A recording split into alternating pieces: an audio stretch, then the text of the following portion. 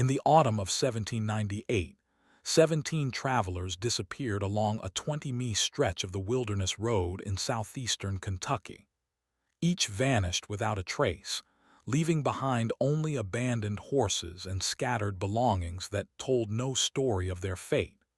What makes these disappearances truly chilling isn't just their number, but the fact that local authorities deliberately buried every record of the investigation that followed. For over 2 centuries, the truth about the Granger family farm remained hidden in sealed court documents until a county clerk's discovery in 1987 revealed the most disturbing case of organized murder in early American frontier history. The documents describe a killing operation so methodical, so perfectly disguised as Christian charity that it operated for 8 years without detection. Before we continue with the story of the farm that became Cucky's first house of horrors, make sure to subscribe to our channel and hit that notification bell. We're about to uncover secrets that powerful families tried to keep buried forever.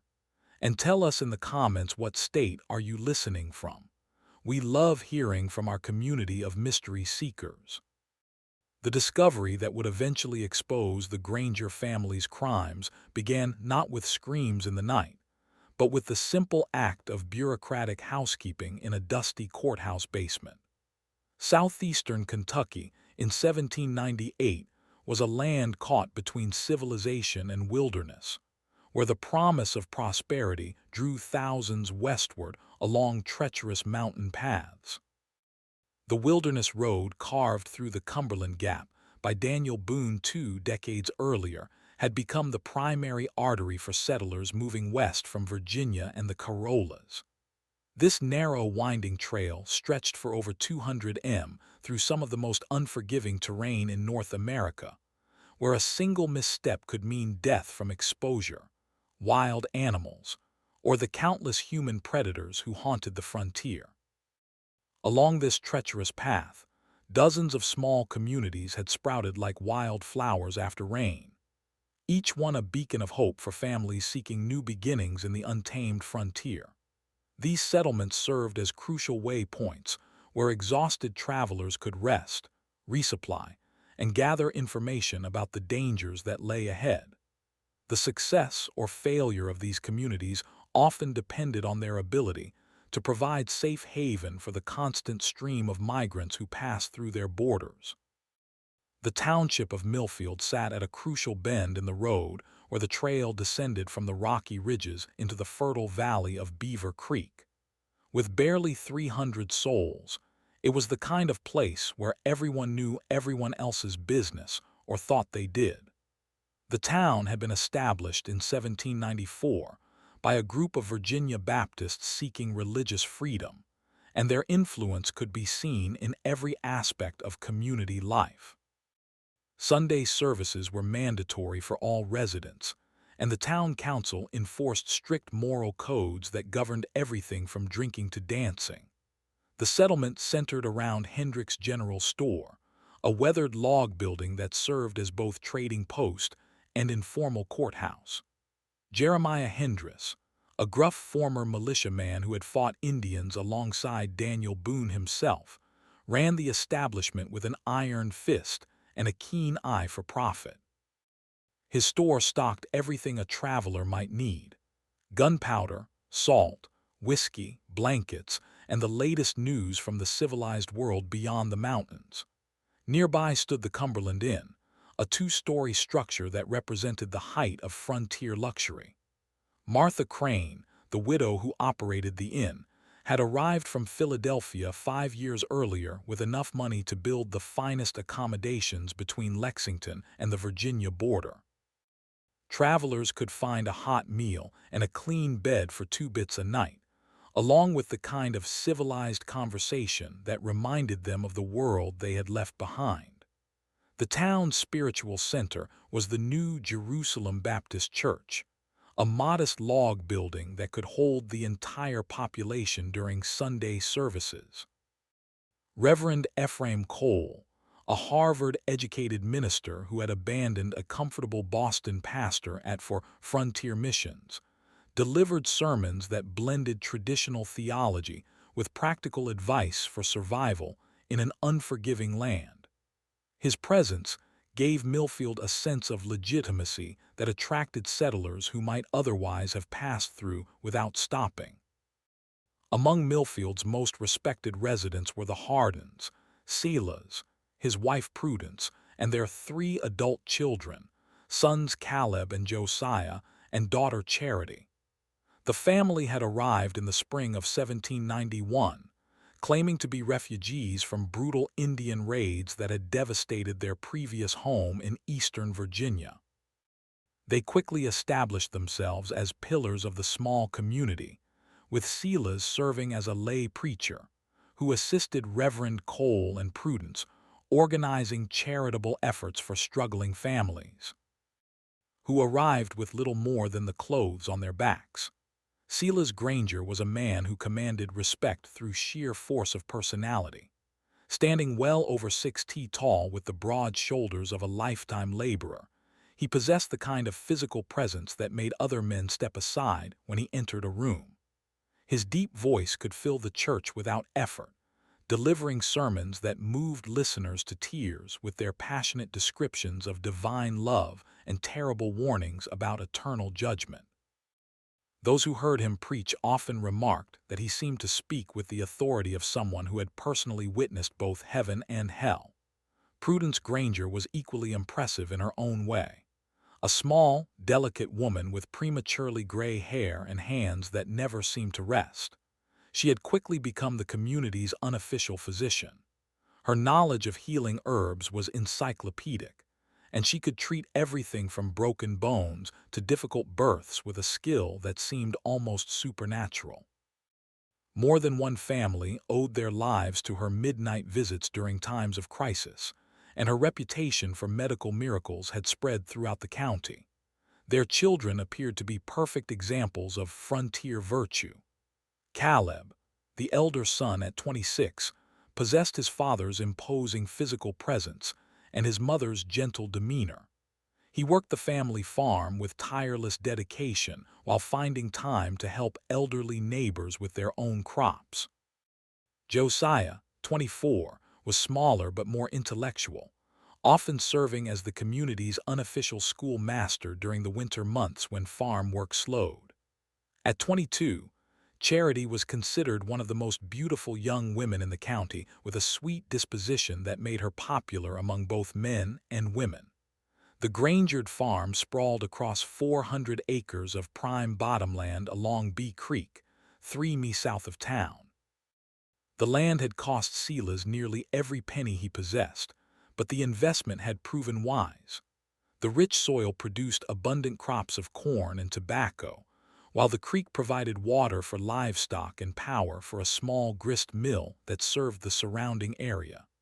Visitors often remarked on the farm's unusual prosperity, noting that the Grangers seemed to have more material wealth than could be explained by farming alone. Silas had built his homestead with careful attention to both comfort and security. The main house was a 2-story log structure with stone chimneys and glass windows, an almost unheard-of luxury on the frontier. The rooms were furnished with pieces that seemed far too fine for a simple farming family. Carved chairs, imported china, silver candlesticks, and books that suggested education and refinement. A massive barn could shelter 50 horses, while a network of outbuildings included a smokehouse, dairy, blacksmith shop, and what Silas described as the largest root cellar in the county. What made the Grangers particularly valuable to the community was their willingness to help travelers in distress. The frontier was unforgiving to those who traveled alone or unprepared, and barely a week passed without someone arriving at the farm seeking assistance. More than once, Silas had ridden out in dangerous weather to assist a broken wagon or injured horse, often inviting stranded families to shelter at his farm until repairs could be made. Such hospitality was considered a Christian duty on the frontier, but the Grangers took it to extraordinary lengths. Prudence was particularly known for her willingness to treat injured or sick travelers regardless of their ability to pay. Her medical skills had saved countless lives, and many families continued their journeys only because of her intervention. She maintained a well-stocked infirmary in one of the outbuildings, complete with surgical instruments and medications that most frontier doctors could only dream of possessing. The family's reputation for hospitality had grown so strong that by 1798, it was common for travelers to specifically seek out the Granger farm when planning their journey. Local guides regularly directed parties toward Beaver Creek, assuring them that the Grangers would provide fair prices for supplies and safe shelter for the night. The family's guest book, which Charity maintained with careful attention to detail, recorded hundreds of visitors over the years: merchants, ministers, families, and solitary adventurers who had found refuge at the prosperous farm. But in the harsh reality of frontier life, where death lurked behind every tree and trust could be fatal, appearances could be more than deceiving. They could be deadly. The first sign that something was terribly wrong came on October 13, 1798, when a merchant named Samuel Fletcher failed to arrive in Lexington as scheduled. Fletcher was no ordinary traveler. He was one of the most experienced and reliable merchants on the Wilderness Road. A man whose punctuality had made him wealthy in a world where timing could mean the difference between profit and devastating loss. For 12 years, he had made the dangerous journey between Virginia and Kentucky 4 times annually, carrying manufactured goods west and raw materials east. Fletcher's business partner, Thomas Greeley, had worked with the merchant long enough to know his habits intimately. Fletcher never deviated from his planned schedule without sending word, and he never took unnecessary risks that might jeopardize his valuable cargo. When Gley received no word after 5 days, 2 days beyond Fletcher's promised arrival, he knew something catastrophic had occurred. Gley's search began at dawn on October 18th, following Fletcher's known route backward from Lexington. He questioned innkeepers, merchants, and farmers along the way, each of whom confirmed that Fletcher had passed through on schedule. The trail remained clear until Gley reached the vicinity of Millfield, where Fletcher seemed to have simply vanished from existence. The discovery of Fletcher's horse came at noon on the second day of searching. The distinctive bay mare was found grazing loose near Miller's Creek, still wearing its saddle, but showing no signs of injury or distress. The animal appeared well-fed and cared for, as if it had been deliberately released rather than abandoned in panic. Most puzzling of all, the horse's bridle had been removed and hung carefully on a nearby tree branch, an act that suggested human intervention rather than accident.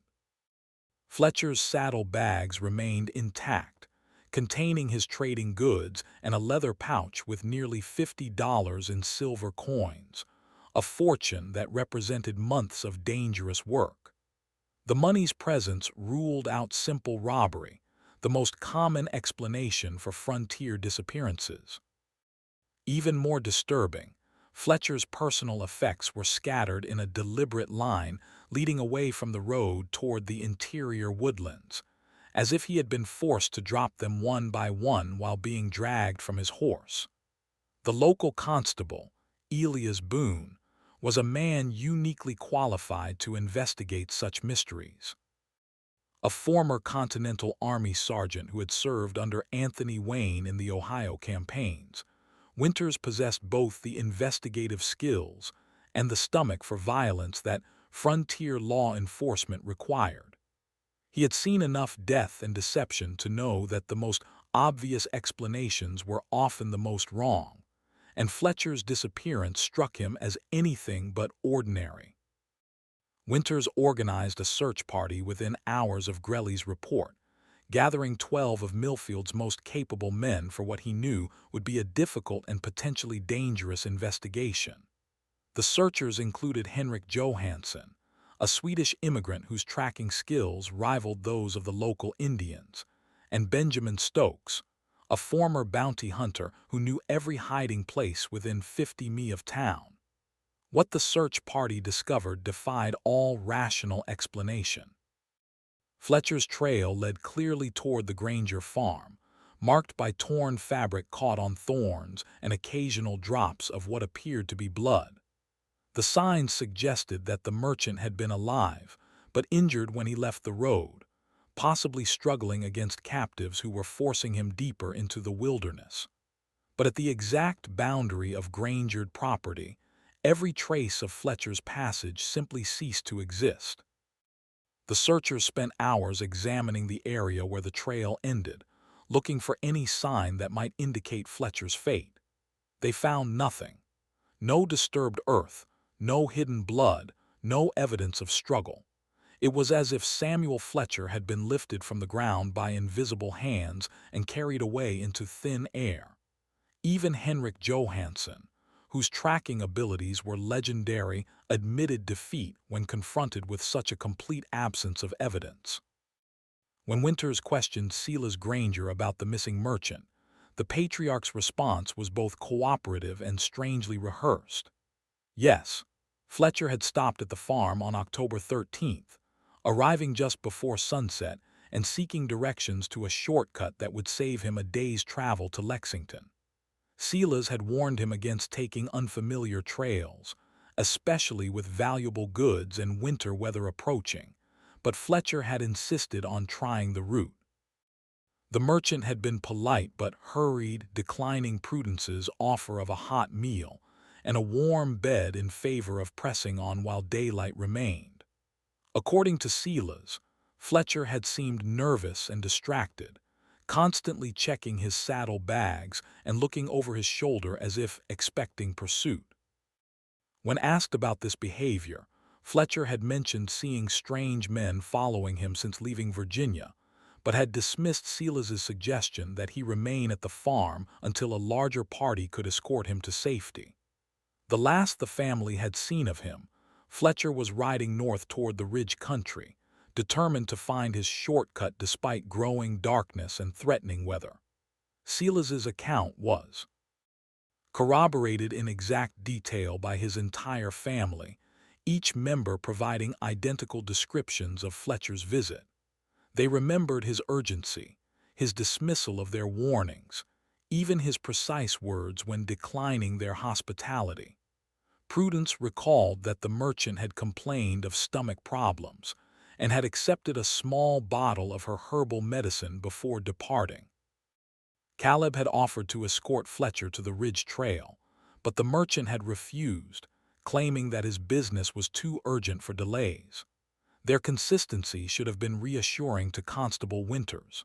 Instead, it struck him as unnaturally perfect, like a story that had been carefully rehearsed and practiced until every detail was fixed in memory. Real witnesses in Winters' experience always contradicted each other on minor points while agreeing on major ones. The Granger's account was too polished, too complete, too free of the small inconsistencies that marked genuine testimony. The constable's suspicions deepened when he noticed significant changes in the farm's layout since his last visit several months earlier. A new smokehouse had been built near the main barn, unusually large for a family operation, and constructed with thick stone walls that seemed designed for more than food preservation. Fresh earth surrounded several outbuildings, as if extensive digging projects had recently taken place. Most peculiar of all, the family's root cellar appeared to have been substantially enlarged with new timber supports visible around an entrance that now seemed large enough to accommodate a wagon. When Winters asked about these improvements, Silas explained that the family had enjoyed an exceptionally profitable harvest and had decided to invest in better facilities for storing and processing their crops. The enlarged root cellar was necessary for the increased volume of vegetables and preserved foods they planned to sell in Lexington, while the new smokehouse would allow them to cure meat for both family use and commercial sale. The explanations were reasonable and well delivered, but something in Silas's manner suggested he was choosing his words with unusual care. Most disturbing of all, the family's usual warmth seemed forced during Winter's visit, their famous hospitality carrying an undercurrent of nervous energy that the constable couldn't ignore.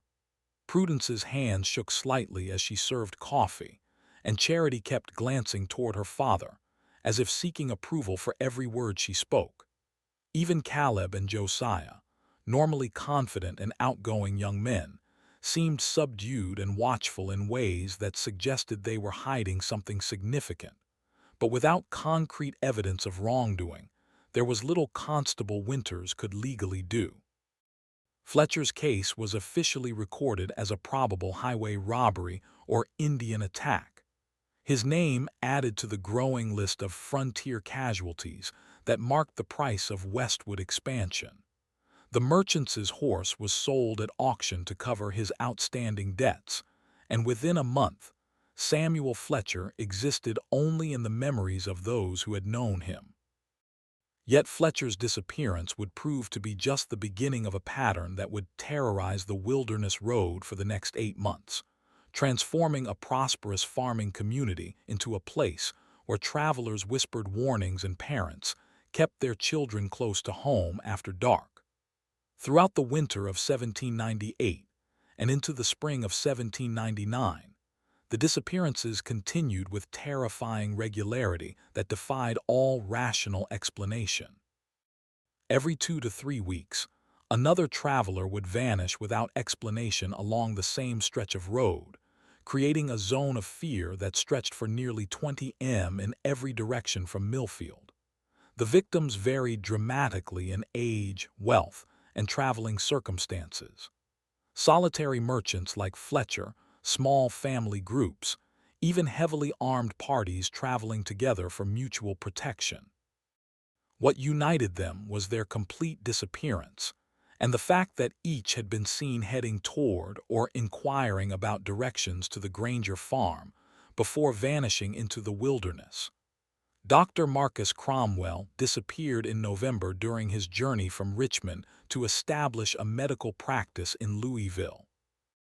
The 43-year-old physician had been carrying his entire life's work in the form of medical instruments, books, and supplies worth over $300, an investment that represented years of saving and planning. His wagon had been found overturned near Devil's Fork, 3 mi from the Granger farm, with the contents scattered, but apparently untouched.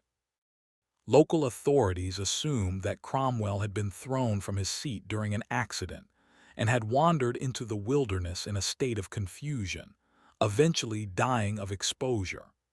The explanation seemed reasonable until searchers discovered that Cromwell's medical bag was missing from the wreckage. The leather satchel contained surgical instruments of exceptional quality, including a bone saw and amputation kit that would be invaluable to anyone attempting to practice frontier medicine. No wild animal would have taken such items, and ordinary thieves would have been more interested in the coins and trade goods that remained scattered around the crash site.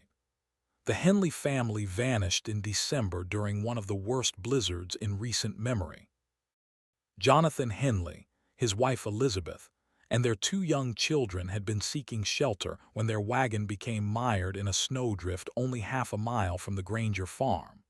According to Silas's subsequent account, the family had never reached his property despite the short distance, presumably becoming lost in the storm and freezing to death in the wilderness. Their bodies were never found despite extensive searches conducted when the weather cleared. What made the Henley case particularly disturbing was the discovery of their wagon a week after the storm. The vehicle had been pulled from the snowdrift and abandoned beside the road, cleaned of snow, and apparently searched thoroughly. The family's clothing and personal belongings were gone, but their food supplies and tools remained untouched. Most puzzling of all, tracks around the wagon suggested that multiple people had worked together to free it from the drift, an act that would have required considerable time and effort in dangerous weather. January brought the disappearance of Reverend Nathan Cross, a circuit preacher carrying donations for a new church in Frankfurt. Cross was known throughout the region for his powerful sermons and his fearless travels through even the most dangerous areas of the frontier. The 50-year-old minister had survived Indian attacks, bandits, and countless natural hazards during 15 years of preaching, making his disappearance particularly shocking to communities that had come to view him as indestructible. Cross's horse was found 3 days after his disappearance, still carrying saddle bags that contained nearly $200 in church donations. The money's presence ruled out robbery as a motive, but raised disturbing questions about what kind of threat could have overcome such an experienced and resourceful man. Local authorities eventually concluded that Cross had suffered a heart attack or stroke while traveling, falling from his horse, and dying somewhere in the vast wilderness that surrounded the Wilderness Road. Each disappearance followed the same inexplicable pattern.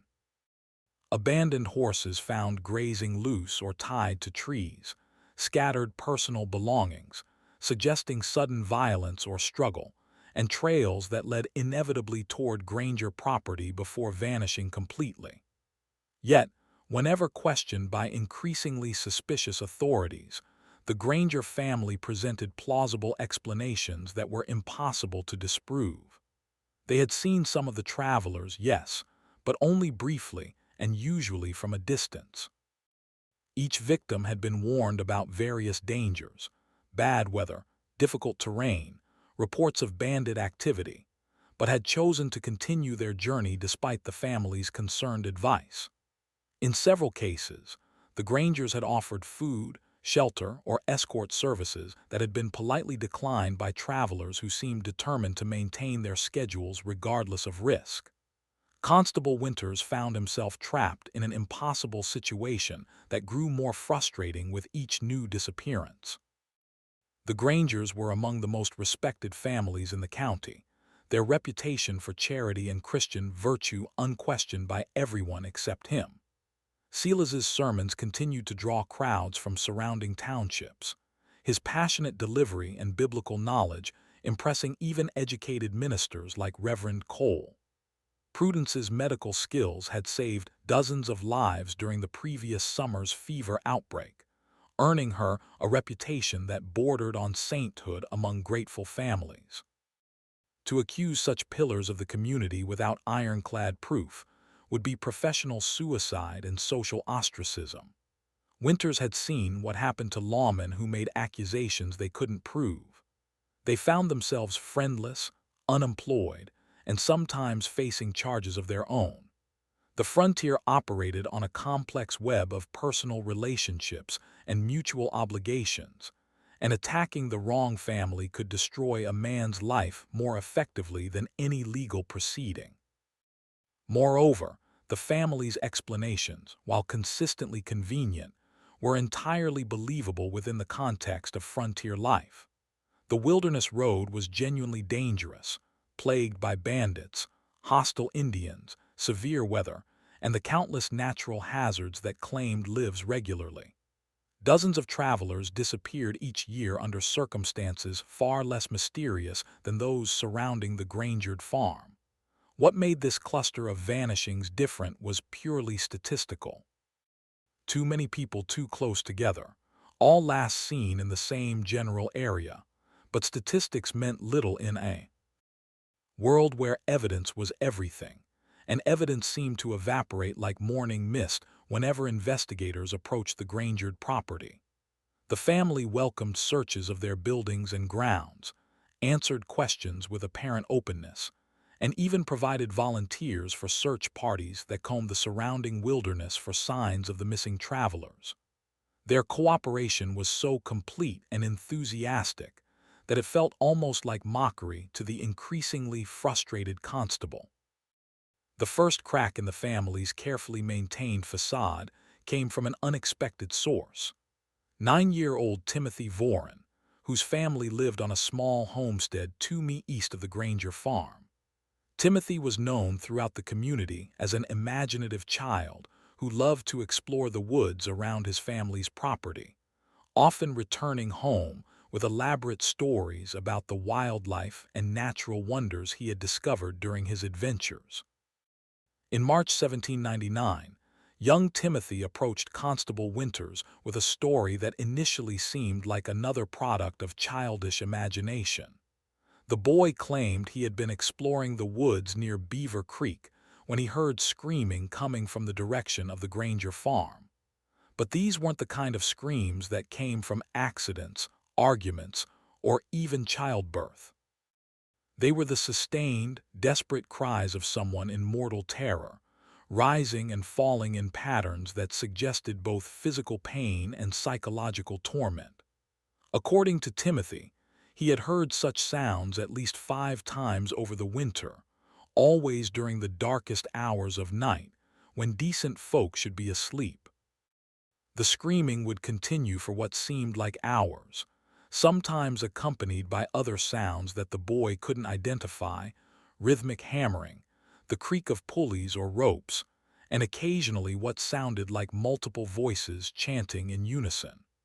The sounds always ended abruptly, followed by a silence so complete that Timothy wondered if he had imagined the entire episode.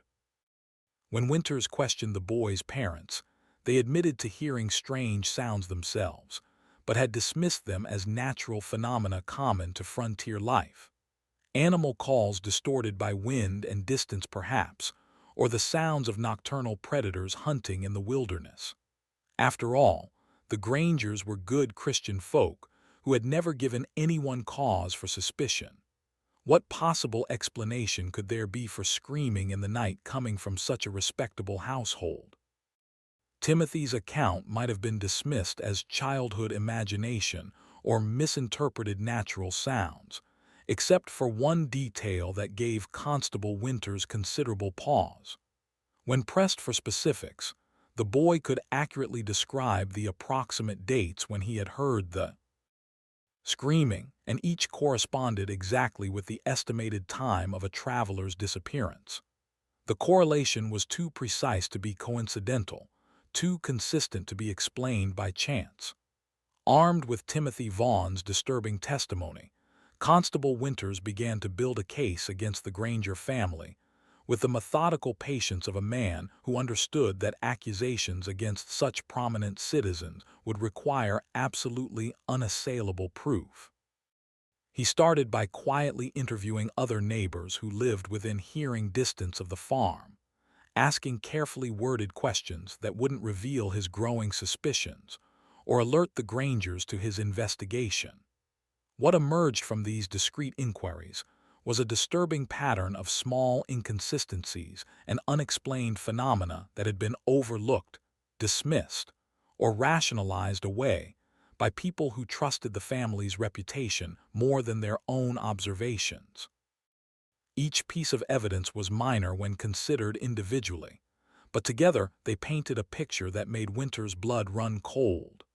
Sarah Mitchell, whose small farm lay closest to the Granger property, recalled several nights when she had seen unusual activity at their homestead. Lanterns moving between buildings at hours when decent folk should be sleeping, the sounds of digging and heavy construction that seemed to continue until dawn.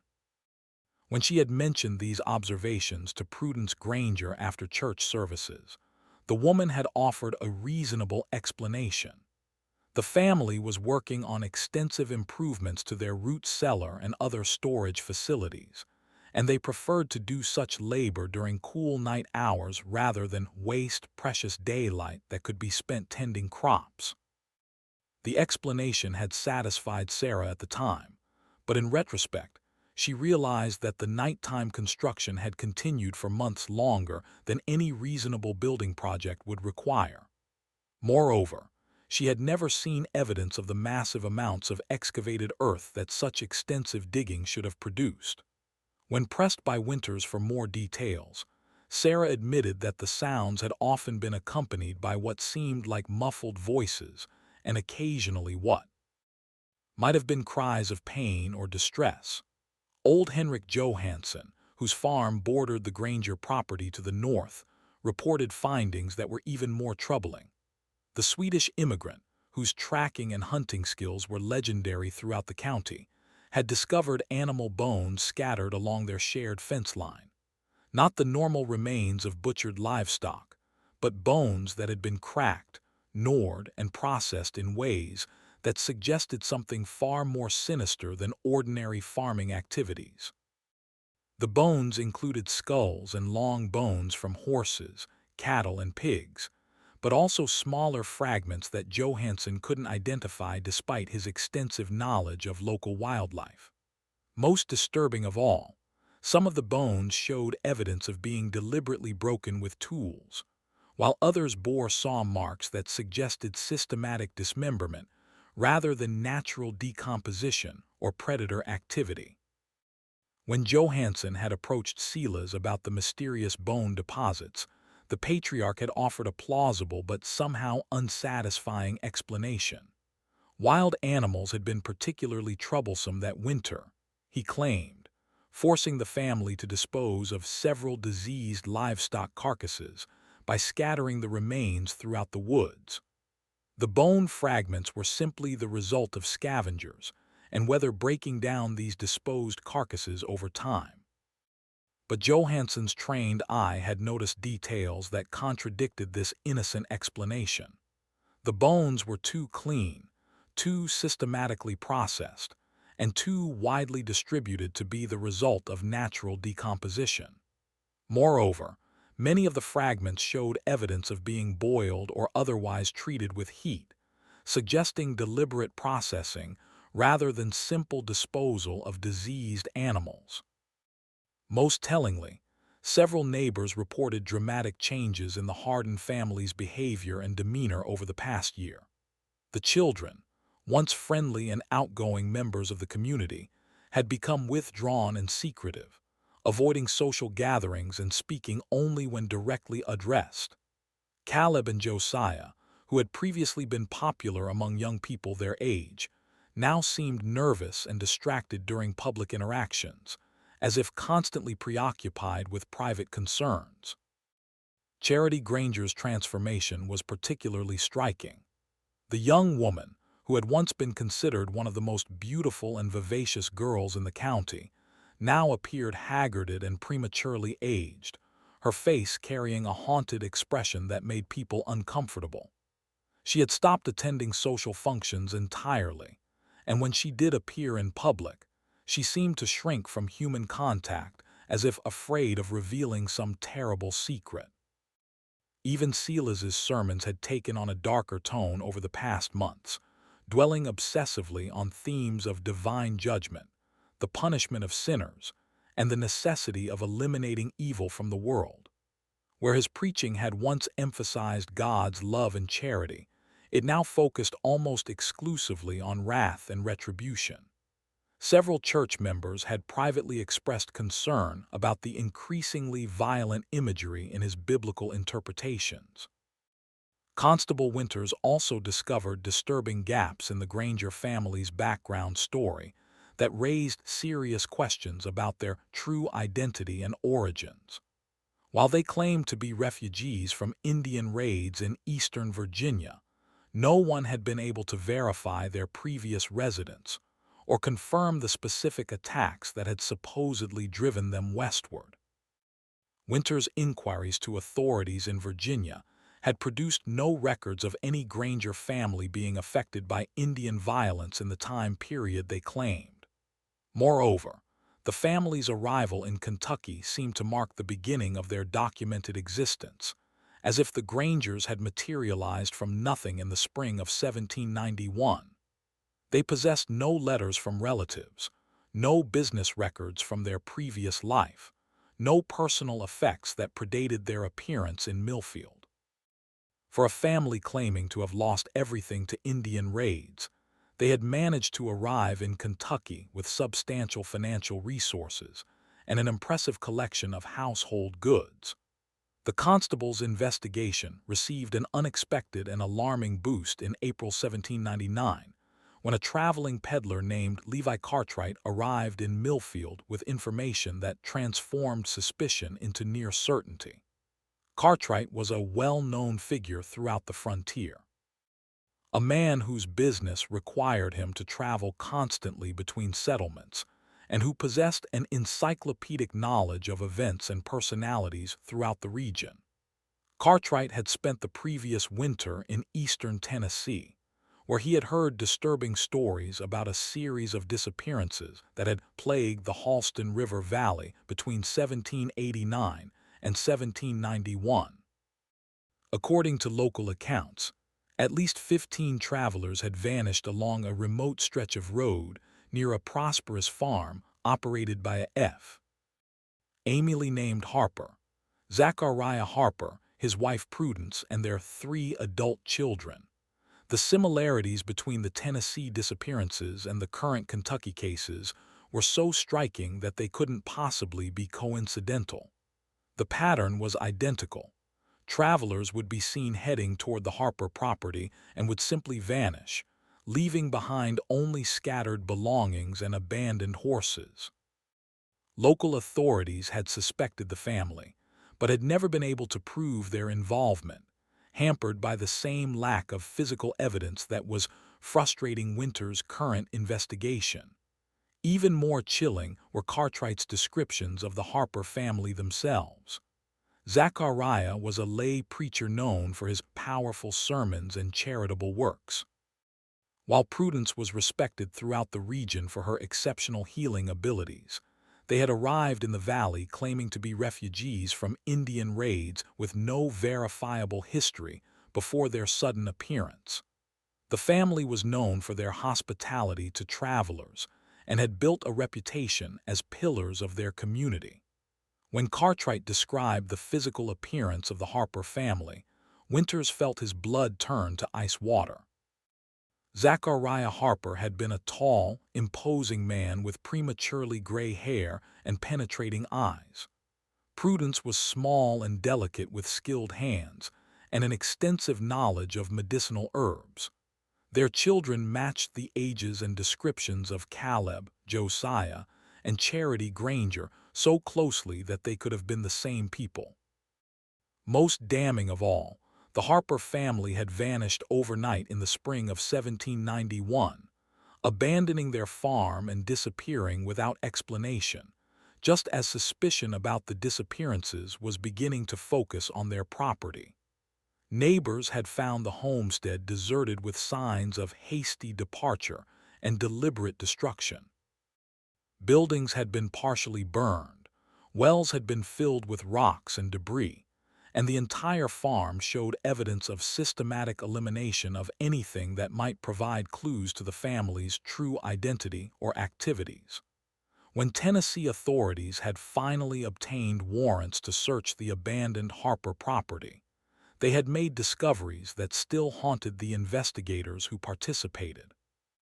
Hidden throughout the woods surrounding the farm were dozens of shallow graves containing the remains of both animals and humans. The human remains included personal effects belonging to several of the missing travelers, creating undeniable evidence that the Harper family had been responsible for multiple murders.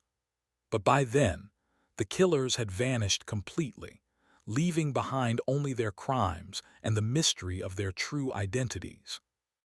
A 6-month manhunt had failed to locate any trace of the Harper family, and the case had eventually been closed with the assumption that they had either died in the wilderness or fled to territories beyond the reach of American law. The implications of Cartwright's revelations were staggering and terrifying. If his account was accurate, the Granger family were not merely local criminals who had committed a few opportunistic murders. They were experienced serial killers who had perfected their methods over years of practice, moving from region to region when suspicion grew too strong and leaving behind a trail of bodies that stretched across multiple states. Even worse, their current operation in Kentucky appeared to be far more sophisticated and successful than their previous activities in Tennessee. They had learned from their mistakes, developed better methods of disposing of evidence, and created a more convincing cover identity that had allowed them to operate undetected for 8 years. The number of victims in Kentucky likely far exceeded those in Tennessee, representing one of the most extensive killing sprees in American criminal history. The weight of Levi Cartwright's testimony pressed down on Constable Winters like a physical burden, but he knew that, compelling as the evidence might be, it would not be sufficient to secure convictions against the Granger family in a court of law. Frontier justice moved deliberately, and judges required ironclad physical evidence before authorizing arrests that could destroy innocent lives and tear apart established communities. The constable needed proof that would stand up under the scrutiny of skeptical attorneys and suspicious juries, evidence that could not be explained away or dismissed as coincidence. The breakthrough he desperately needed came from the last source he would have expected: Charity Granger herself. On the night of May 22, 1799, the 22-year-old woman appeared at Winter's cabin like a ghost materializing from the darkness. Her face streaked with tears and her hands trembling with barely controlled terror. What she told him during the next 3 hours would finally expose the full horror of what had been happening at the Granger farm and provide the evidence necessary to bring N.G. Cuckey's most notorious family of killers to justice. According to Charity's devastating confession, her family had been systematically murdering travelers for over 8 years, beginning just months after their arrival in Kentucky. But what made her testimony truly horrifying was not just the scope of their crimes, but the methodical, almost ritualistic way in which the murders had been planned and executed. The killing operation, as Charity described it, was far more sophisticated than Winters had imagined possible. Her father Silas had convinced the family that they were carrying out God's work by eliminating what he called unworthy souls who traveled the frontier roads. The murders weren't random acts of violence driven by greed or opportunity, but carefully planned executions that served both what Silas claimed was divine justice and the family's increasingly elaborate material needs. The process began with what the family called evaluation. When promising targets approached the farm, travelers with valuable goods, significant amounts of money, or skills that the family coveted, Silas would engage them in seemingly innocent conversation designed to assess their moral character. He would ask about their reasons for traveling, their families, their business dealings, and their religious beliefs, all while presenting himself as a concerned Christian neighbor worried about their safety. Based on these conversations, Silas would determine whether each traveler deserved what he called judgment. The wealthy were automatically guilty of greed and materialism. Educated individuals were condemned for pride and intellectual arrogance. Families traveling with young children were accused of recklessly endangering innocent lives. Even ministers and missionaries could be found guilty of false piety or doctrinal errors that marked them as heretics deserving death. Once Silas had pronounced his secret verdict, the family would spring into action with the precision of a military operation. They would invite the condemned travelers to stay the night, citing concerns for their safety on dangerous roads or offering assistance with repairs to wagons or equipment. The family's reputation for hospitality made such invitations almost impossible to refuse, especially during bad weather or when travelers were genuinely in need of help. The doomed visitors would be welcomed into the main house and treated to what appeared to be genuine frontier hospitality. Prudence would prepare elaborate meals showcasing her cooking skills, while the children would entertain guests with music, conversation, and displays of their education and refinement. The evening would conclude with family prayers led by Silas, whose powerful voice and biblical knowledge impressed even skeptical visitors. But the final course of every meal contained a carefully prepared mixture of herbs that Prudence had perfected over years of experimentation. The drug cocktail was virtually undetectable when mixed with strong coffee or whiskey, producing effects that mimicked natural exhaustion after a long day of travel. Victims would gradually become drowsy and disoriented, accepting the family's suggestion that they retire early to recover their strength for the next day's journey. The drugged travelers would awaken to find themselves bound and helpless in the farm's underground chambers, a complex network of rooms and tunnels that had been excavated far beyond what any normal root cellar would require. According to Charity's terrified description, the subterranean complex stretched for nearly 200 yd from the main house, with multiple levels connected by stone steps and wooden ladders. The largest chamber served as what Silas called his courtroom, a grotesque parody of legal proceedings, complete with a makeshift judge's bench carved from limestone, iron shackles set into the stone walls, and religious symbols that had been perverted into instruments of terror. Here, Silas would preside over formal trials that determined each captive's final fate, presenting evidence of their supposed sins and delivering verdicts that were predetermined before the proceedings even began. But the trials were not merely sadistic theater. They served a practical purpose in the family's twisted psychology.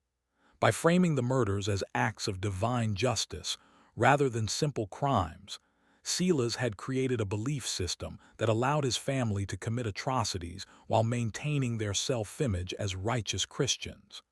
Each killing became a religious duty, each victim a sacrifice offered to purify the frontier of unworthy souls.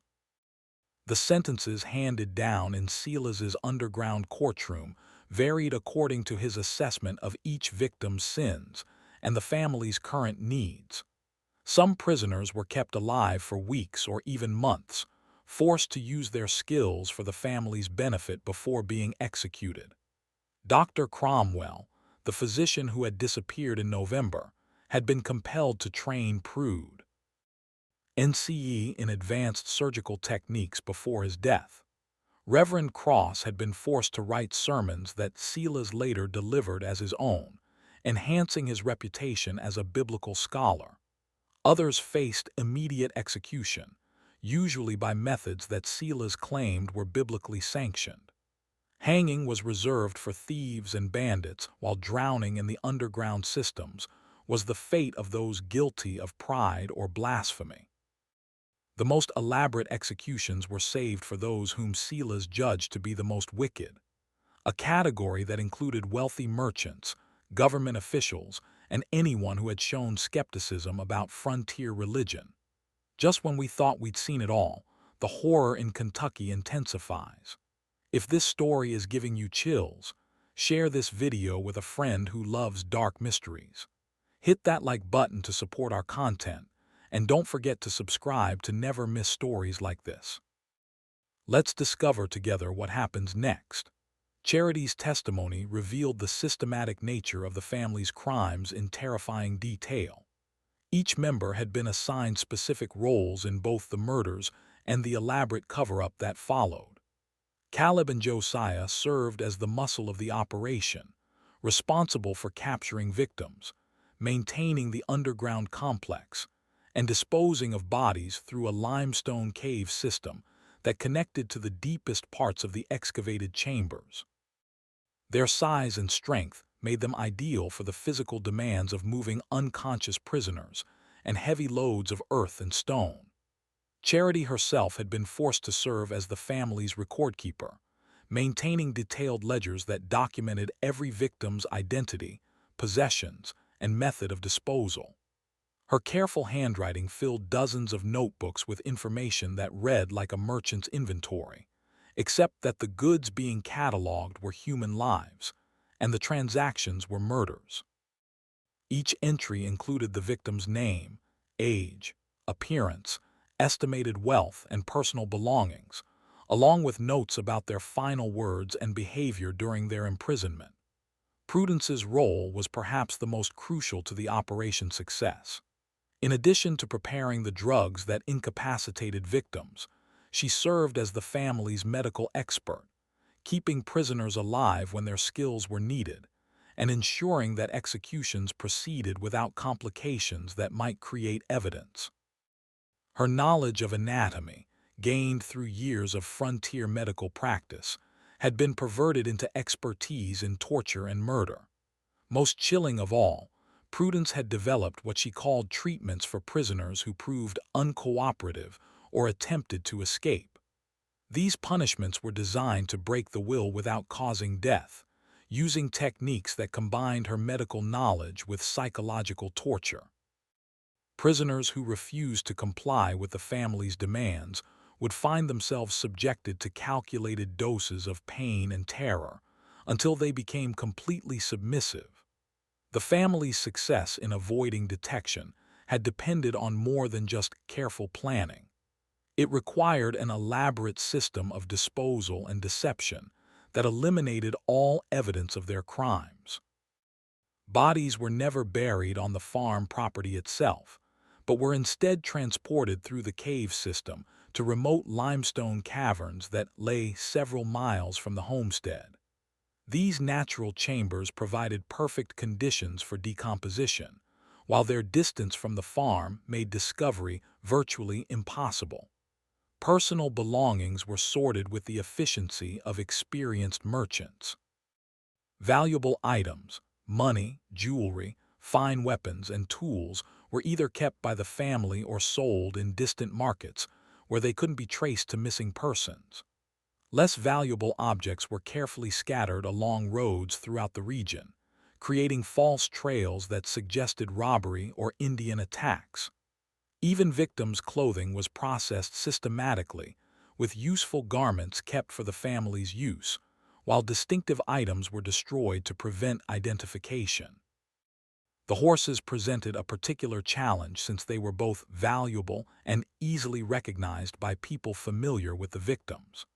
The family had developed relationships with unscrupulous horse traders in distant counties who asked no questions about the animals' origins. By selling the horses far from where their owners had disappeared, the Grangers created additional false trails that further confused investigations. But perhaps the most ingenious aspect of their deception was the way they used their charitable activities to deflect suspicion. Every act of kindness, every medical treatment provided by Prudence, every sermon delivered by Silas served dual purposes. They genuinely helped the community while creating a reputation that made the family virtually above suspicion. Who would believe that people who saved lives during epidemics could be responsible for systematic murder? The family had even developed contingency plans for different types of investigations. If authorities became too suspicious, they would temporarily cease their killing activities while increasing their charitable works to reinforce their reputation.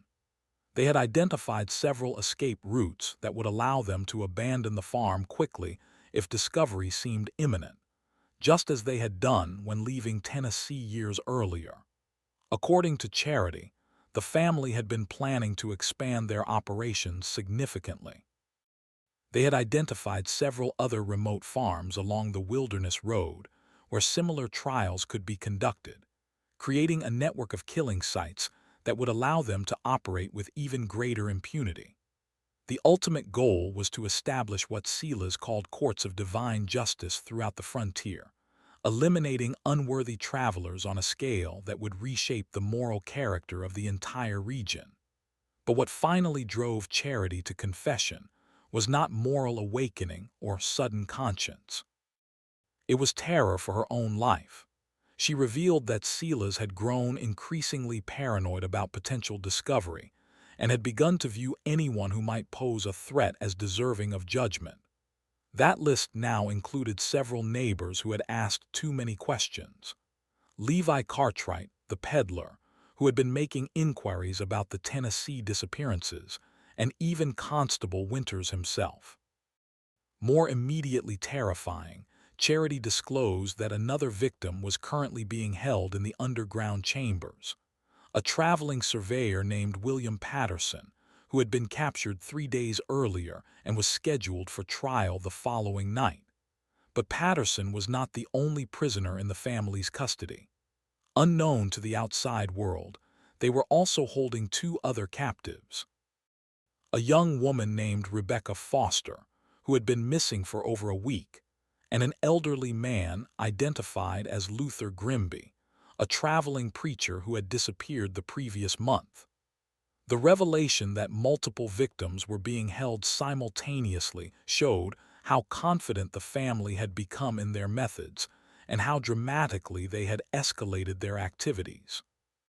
What had begun as opportunistic murders of isolated travelers had evolved into something approaching an industrial killing operation, with prisoners being held, sorted, and executed according to an elaborate schedule that treated human life as raw material for the family's twisted purposes. Winters realized that time had run out for careful investigation and legal procedures. If Charity's information was accurate, innocent people were going to die within hours unless immediate action was taken. But he also knew that a direct confrontation with the Granger family would be extraordinarily dangerous. They were armed, prepared for resistance, and operating from a fortified position that they had spent years perfecting for exactly this type of situation. Constable Winters faced the most difficult decision of his law enforcement career. Knowing that every choice carried deadly consequences, he could attempt to arrest the Granger family single-handed, risking not only his own life, but potentially alerting them to escape before their current victims could be rescued. Alternatively, he could ride to Lexington for reinforcements, almost certainly condemning Patterson, Foster, and Grimby to death while giving the Grangers time to destroy evidence and flee to another territory where they could resume their killing spree. The choice became easier when Winters realized he wouldn't have to act alone. Henrik Johansson, the Swedish farmer whose suspicions had been growing for months, volunteered immediately when approached for assistance. The immigrant's military experience in the Swedish army and his intimate knowledge of the local terrain made him an invaluable ally for what would essentially be a combat operation. Levi Cartwright also volunteered his services, driven by guilt over his failure to expose the Harper family's crimes in Tennessee years earlier. The peddler's knowledge of the family's previous methods and his experience with frontier violence would be crucial in anticipating their likely responses to attack. Two other men from town, Benjamin Stokes, the former bounty hunter, and Daniel Crawford, a veteran of Indian fighting, completed the hastily assembled rescue party. The plan they developed was necessarily simple but extremely dangerous. The group would approach the Granger farm after midnight on May 23rd, using darkness and surprise to overcome the family's defensive advantages. Their primary objective was rescuing the imprisoned victims, with capturing the killers being a secondary consideration. If the Grangers could not be taken alive, the rescuers were prepared to use whatever force necessary to prevent their escape. Charity provided crucial intelligence about the farm's layout and the family's likely defensive positions. The underground complex had only two entrances: the main access through the enlarged root cellar and a concealed emergency exit that emerged in the woods nearly a 4 mile from the main house. The family kept weapons cached at both locations, and Silas had drilled his sons in defensive tactics designed to hold off attackers long enough for the family to escape through the cave system. The approach to the farm required crossing nearly a mile of open ground that would leave the rescuers completely exposed if detected. Johansson's tracking skills proved invaluable in identifying a route that used creek beds and tree lines to provide maximum concealment.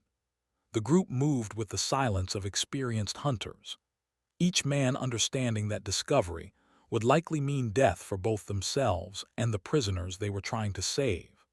What they discovered when they reached the Granger property exceeded their worst expectations and confirmed that Charity's testimony had actually understated the scope of her family's crimes.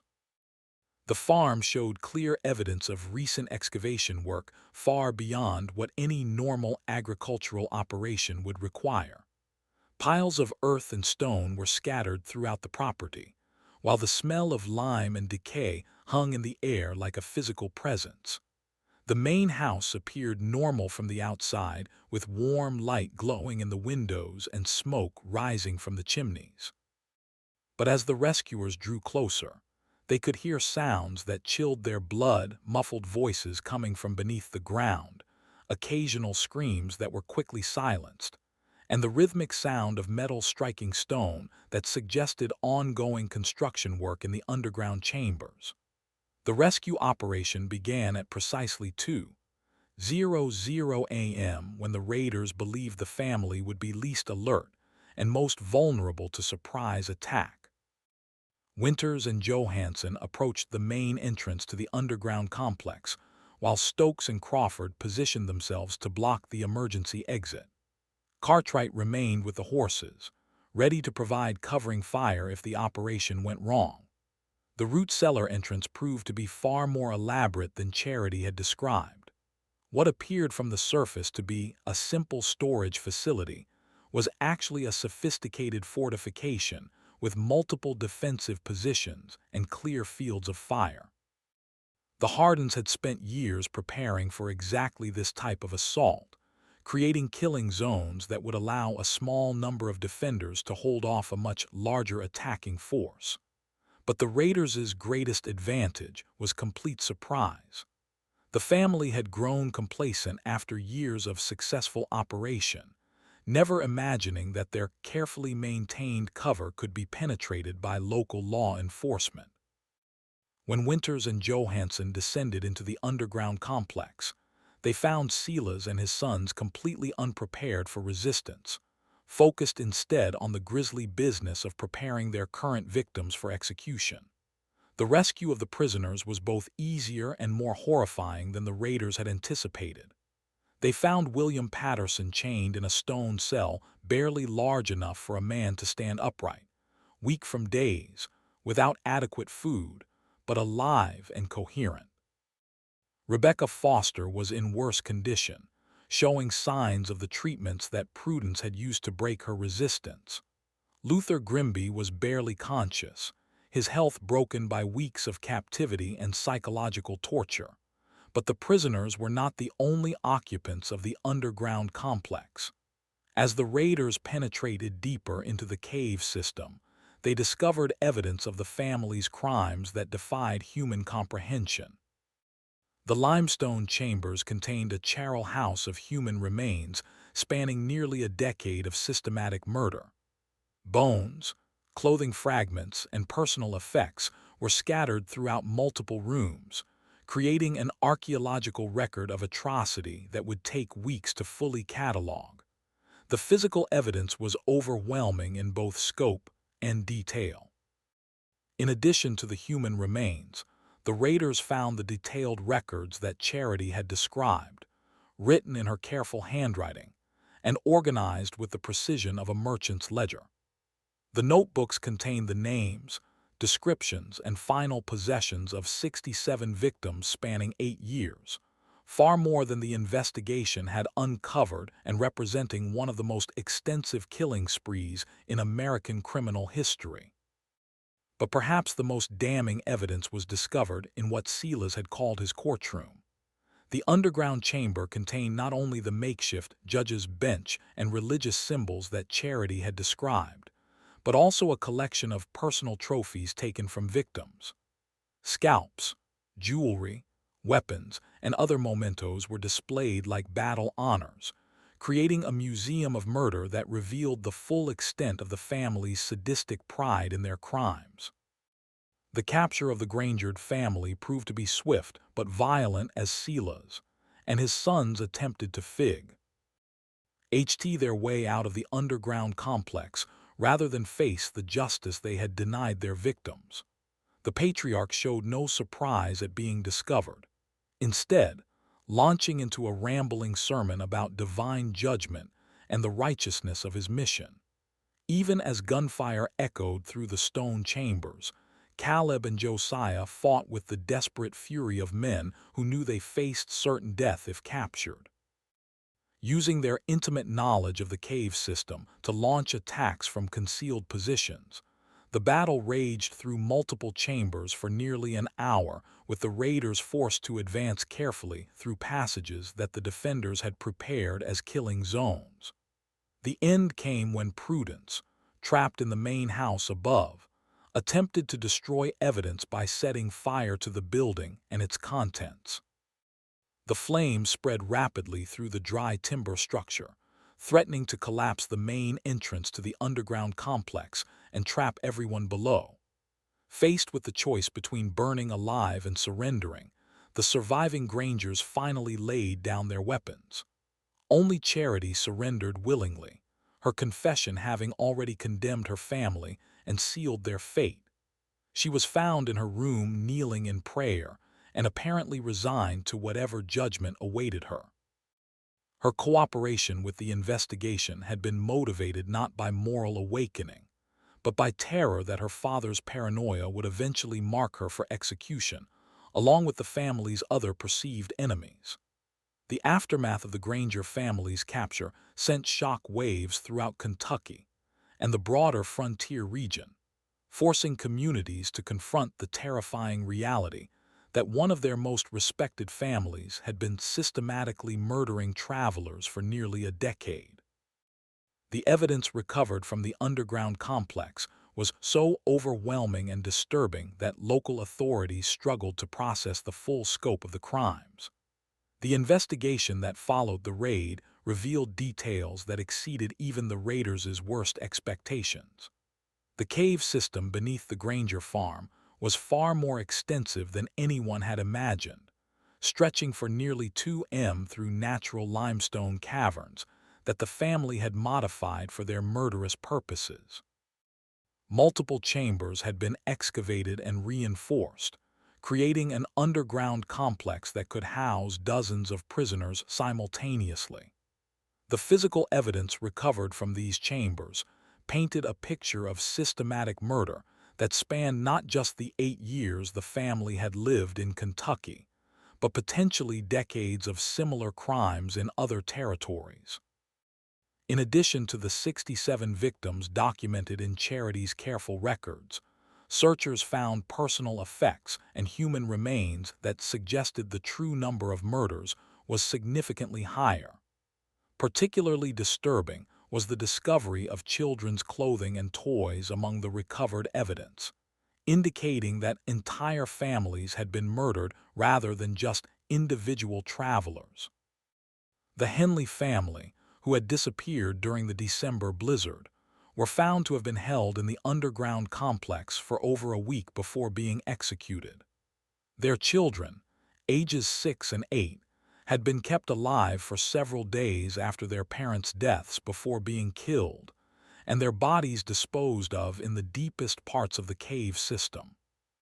The trial of the Granger family began in late June 1799 and lasted for nearly a month, drawing spectators from across Kentucky and the surrounding territories. The courthouse in Lexington was packed daily with crowds that included victims' relatives, curious onlookers, and legal experts who recognized the case as unprecedented in American criminal history. The evidence presented was so overwhelming and disturbing that the presiding judge, Honorable Samuel Whitmore, ordered portions of the testimony sealed from public view. Silas Granger's behavior during the trial shocked even experienced court observers. Rather than showing remorse for his crimes or attempting to minimize his family's responsibility, he used his testimony as an opportunity to deliver extended sermons about divine justice and the righteousness of his mission. He claimed that every murder had been sanctioned by God as part of a holy war against sin and corruption on the frontier. According to Silas's twisted theology, he and his family had been chosen as instruments of divine judgment, tasked with eliminating unworthy souls who posed a threat to the moral order of Christian civilization. The money and goods taken from victims weren't theft, but righteous compensation for their sacred work. The elaborate underground complex wasn't a prison, but a courthouse where God's justice was administered according to biblical principles. His wife and sons maintained their innocence despite overwhelming evidence, insisting they had been coerced into participating by Silas's religious fanaticism and threats of violence. Prudence claimed that her medical knowledge had been used against her will to keep prisoners alive, while Caleb and Josiah testified that their father had convinced them they were fighting a holy war against agents of Satan who threatened their community. These claims were contradicted by extensive evidence, showing that all family members had participated willingly and enthusiastically in the murders. Charity's detailed records included notations in different handwritings, indicating that each family member had contributed to documenting their crimes. Personal items found in their rooms included trophies taken from victims, suggesting that the killings provided psychological satisfaction rather than mere material gain. Only Charity Granger expressed genuine remorse for her role in the murders, though her testimony revealed that her cooperation with authorities had been motivated primarily by fear rather than moral awakening. She provided crucial details about the family's methods and helped identify many of the victims whose remains had been found in the cave system. Her willingness to testify against her family members earned her a degree of charity from prosecutors, though she would still face severe punishment for her participation in the crimes. The sentences handed down by Judge Whitmore were swift and decisive, reflecting both the severity of the crimes and the community's demand for justice. Silas, Prudence, Caleb, and Josiah Granger were all condemned to death by hanging, with the execution scheduled for August 15, 1799. The date was chosen deliberately. It marked exactly 1 year since Samuel Fletcher's disappearance had first exposed the family's crimes and begun the investigation that led to their capture. Charity Granger received a sentence of life imprisonment, sparing her from execution in exchange for her cooperation with authorities and her youth at the time many of the crimes were committed. She would spend the remaining 43 years of her life in the Kentucky State Penitentiary, becoming one of the longest-serving prisoners in the institution's history. The executions drew the largest crowd in Kentucky's history to that point, with over 4,000 people traveling from throughout the region to witness the end of the frontier's most notorious family of killers. The event took on an almost carnival atmosphere, with vendors selling food and drink to spectators who had made long journeys to see justice served. Silas maintained his religious fanaticism to the very end, using his final words to deliver a rambling sermon in which he cursed the community that had rejected his vision of divine justice. He predicted that God would punish Kentucky for executing his chosen servants, and that the frontier would be overrun by the very sinners his family had worked to eliminate. His wife and sons died in silence, their deaths bringing closure to one of the darkest chapters in early American criminal history. The Hardin farm was burned to the ground immediately after the executions, with every building reduced to ash and rubble in a ceremony that took on ritualistic significance for the traumatized community. The underground chambers were sealed with explosives and tons of rock, creating a tomb that would ensure the family's victims could finally rest in peace. Local authorities declared the land cursed and forbade any future construction on the site. But the legacy of the Granger family's crimes extended far beyond their own deaths, establishing important precedents in frontier justice and fundamentally changing how communities viewed the balance between hospitality and security. The case led to new laws requiring background verification for land purchases and established protocols for investigating missing persons that would influence law enforcement practices for decades. More importantly, the Granger case served as a chilling warning about the dangers of blind trust in religious authority and the ease with which evil could hide behind a facade of respectability. Communities throughout the frontier began questioning their assumptions about neighbors and strangers alike. Recognizing that surface appearances could mask the darkest intentions, the legal proceedings also established important precedents for the use of circumstantial evidence in capital cases and the protection of witnesses who cooperated with authorities. Charity Granger's testimony demonstrated that family loyalty could be overcome by proper incentives and legal protections, paving the way for similar prosecutions in other complex criminal cases. The surviving records of the case were sealed by court order in 1801, with access restricted to law enforcement officials and legal scholars. This decision was made partly to protect the privacy of victims' families, but also to prevent the case from inspiring copycat crimes by other twisted individuals who might see the Grangers' methods as a blueprint for their own murderous ambitions. For nearly 2 centuries, the full truth about the Arden family remained hidden in those sealed documents, with only fragments of the story surviving in local folklore and family traditions. The few historians who were granted access to the files were required to sign confidentiality agreements that prevented them from publishing their findings or sharing details with other researchers. Even local memory gradually forgot the specific details of the murders, transforming the story into vague tales of bad folks who had once lived along Beaver Creek. The location of the farm itself became uncertain as property lines changed, and new settlers arrived who knew nothing of the area's dark history.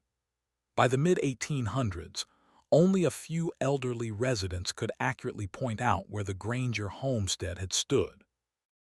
The rediscovery of the case files in 1987 finally allowed historians to piece together the complete story of Cuckey's first family of serial killers. But even today, many questions remain unanswered.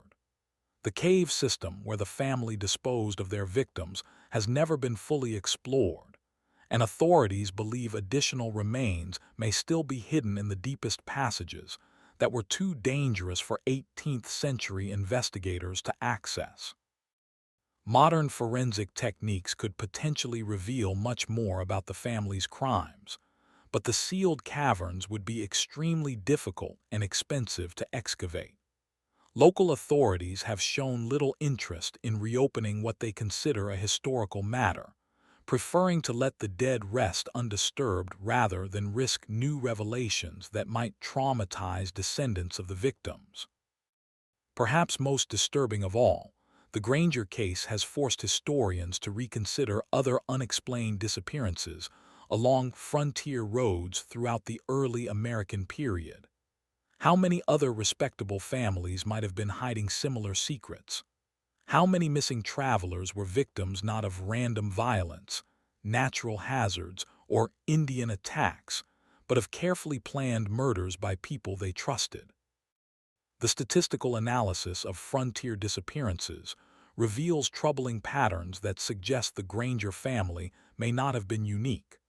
Clusters of vanishings near other prosperous charitable families have been identified in Tennessee, Virginia, North Carolina, and Georgia during the same time period.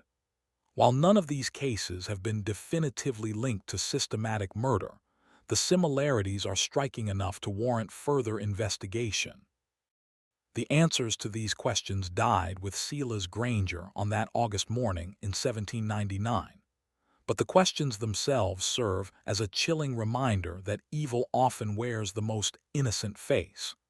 The greatest horrors in human history have frequently been committed by those who believe they were doing God's work, and the frontier period of American expansion created countless opportunities for such twisted individuals to operate with impunity.